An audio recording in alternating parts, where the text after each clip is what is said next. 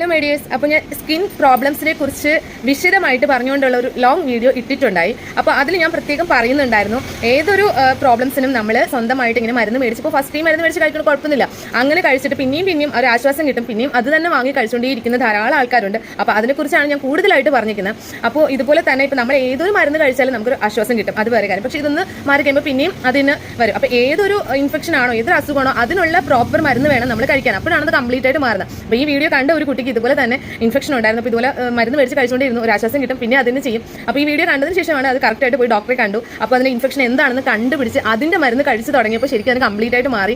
അപ്പോൾ അത് എൻ്റെ അടുത്ത് വന്ന് ഒത്തിരി താങ്ക്സ് ഒക്കെ പറഞ്ഞു. ആ വീഡിയോ കണ്ടതുകൊണ്ടാണ് ശരിക്കും ഞാൻ പോയത്. അല്ലെങ്കിൽ ഇതിന് ഇമ്പോർട്ടൻസ് മനസ്സിലാക്കാതെ ശരിക്കും മരുന്ന് ഇങ്ങനെ കഴിച്ചുകൊണ്ടിരിക്കും. നമ്മൾ ഏതൊരു അസുഖത്തിനും കറക്റ്റ് പ്രോപ്പർ അല്ലാത്ത ഒരു മരുന്ന് നമ്മളിങ്ങനെ കഴിച്ചുകൊണ്ടിരുന്നാൽ നമുക്കത് വേറൊരു അസുഖം വന്നേക്കാം, സൈഡ് എഫക്റ്റ് പോലെ വന്നേക്കാം. അതുപോലെ ആരോഗ്യത്തിന് പലതരത്തിലുള്ള പ്രശ്നങ്ങൾ ഉണ്ടാക്കിയേക്കാം. ഒരിക്കലും അങ്ങനെ അനാവശ്യമായിട്ടുള്ള മരുന്ന് എടുക്കാൻ പാടില്ല എന്നുള്ളതാണ്. ഓക്കെ.